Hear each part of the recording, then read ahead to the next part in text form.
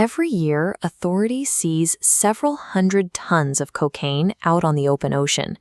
But for every massive bust we see on the news, thousands of tons completely slip past international patrols and make it to their destination.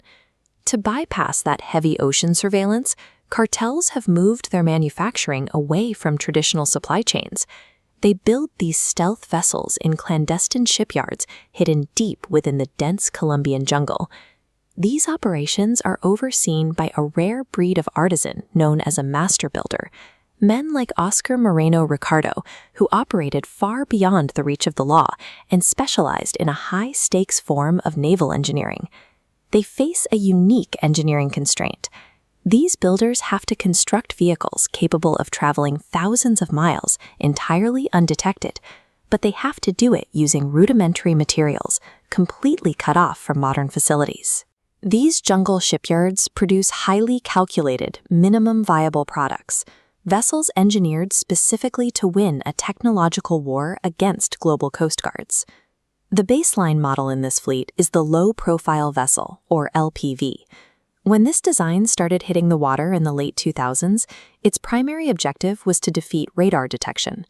Radar systems look for large metal objects reflecting signals across the surface, so the builders use fiberglass hulls painted to blend directly into the sea, weighting the vessel so almost nothing sits above the waterline.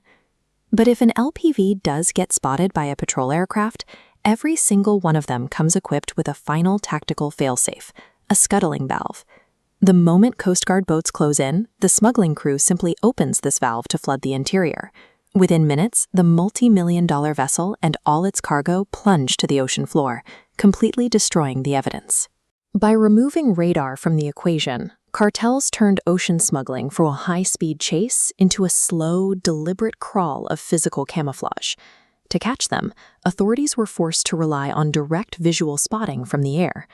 As Coast Guard aircraft got better at spotting those low-profile outlines from above, the builders evolved their designs again. They decided to defeat visual detection entirely by engineering a true submarine. By installing ballast tanks, the crew takes in water, pulling the fiberglass hull beneath the surface when danger approaches. To survive, a tiny protruding snorkel draws in fresh air for the diesel engine and houses a camera feeding live video to the crew below. To date, not a single one of these snorkel subs has ever been captured actively running a route at sea. We only know they exist because authorities have found them abandoned on land. With visual and radar detection neutralized, the submarine is incredibly difficult to track. Its only remaining vulnerability is the loud, vibrating mechanical hum of its diesel engine cutting through the water. The peak of narco ingenuity arrived with the electric tow sub, designed specifically to counter acoustic sonar tracking.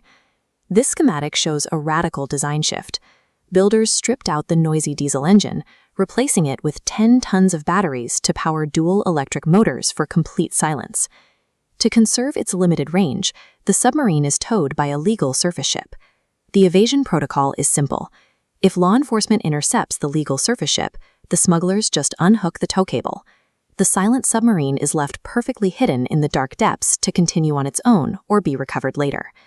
This new design achieves a three-pronged stealth, beating radar sweeps, evading visual detection, and silencing acoustics, demonstrating how rapidly cartel engineering adapts to specific law enforcement tactics. Over the last decade, these stealth vessels have forced a shift in cartel strategy.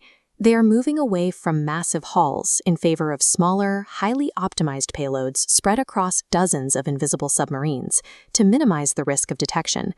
Because these multi-million-dollar subs are designed for a one-way trip, successful deliveries create a hidden graveyard of decaying hulls on the ocean floor. Law enforcement does occasionally score major victories against this network. In 2022, a joint operation finally captured Oscar Moreno Ricardo, removing the king of semi-submersibles from the board. But arresting a master builder doesn't erase the technological progress they've made. The structural blueprints for these stealth vessels and the technical knowledge required to build them are already out in the wild. As long as the illicit market remains highly profitable, a new genius will always emerge from the jungle, already designing the next generation of invisible submarines.